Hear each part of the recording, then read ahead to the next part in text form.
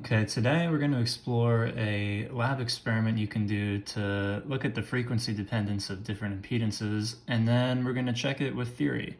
So let's look at how we're going to check this.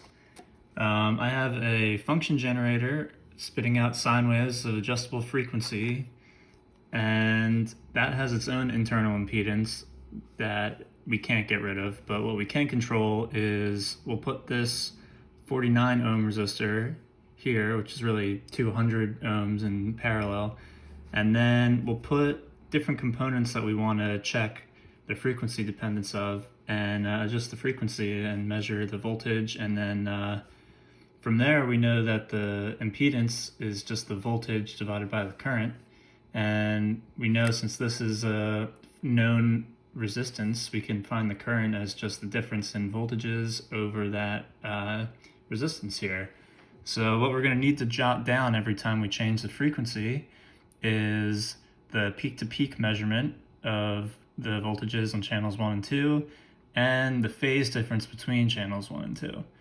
So let's look at that. On the breadboard here, I have a 100 ohm resistor, a 470 nanofarad capacitor, and a 330 microhenry inductor. And all I'm going to do is change which one is the impedance under test and adjust the frequency here and observe it on the scope. So here we're hooked up to the resistor.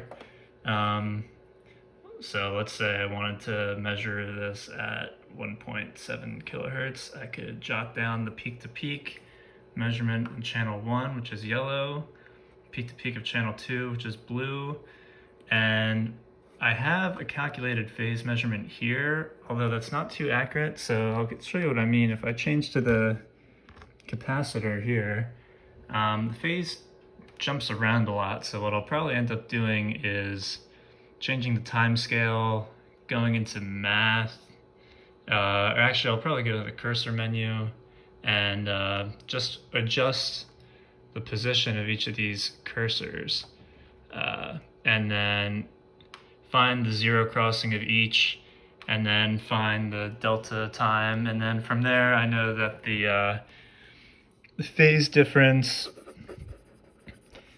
is just 2 pi times the time difference between zero crossings over the period. Whoops, here we go. So yeah, I'll jot down all of those for a few different frequency measurements and come back and see what we have. So I'm done writing down all the information I recorded, and then for every component here, is green is the resistor, capacitor, inductor. I've just calculated the current, like I said, and then the impedance. And if we look at the results here, we see that there's this log scale graph of x-axis is frequency and the y-axis is the impedance in ohms that we calculated. We see that roughly the capacitor impedance drops as the frequency increases. The inductor impedance in yellow increases as frequency increases, and the resistor in blue kind of stays constant.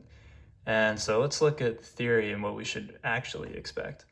So as it turns out, in theory, we weren't too far off. We know that the resistance does not change with frequency, so there's no dependence there.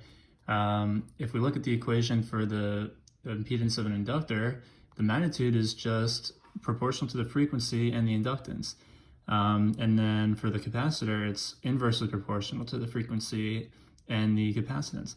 So if we were to look at what it really looks like in the complex plane, we know that the impedance of an inductor is J times 2 pi F or omega times the inductance, and that would correspond to an arrow pointing straight up in the complex plane.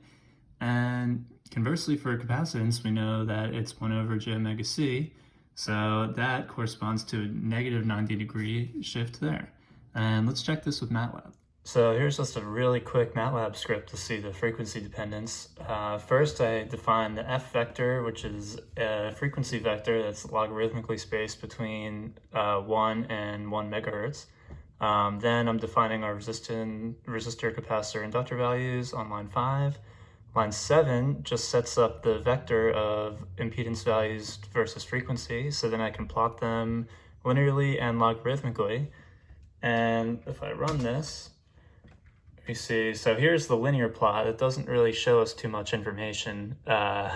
We see that the red line, or the data 2, which should be the capacitor value, starts off really high and goes really low, but we can't really see that, so the log plot helps us out. The red is capacitor impedance versus frequency. So we see that close to 0, the impedance is really high, close to mega ohms. And then down in the mega ohm range, we're at fractions of an ohm.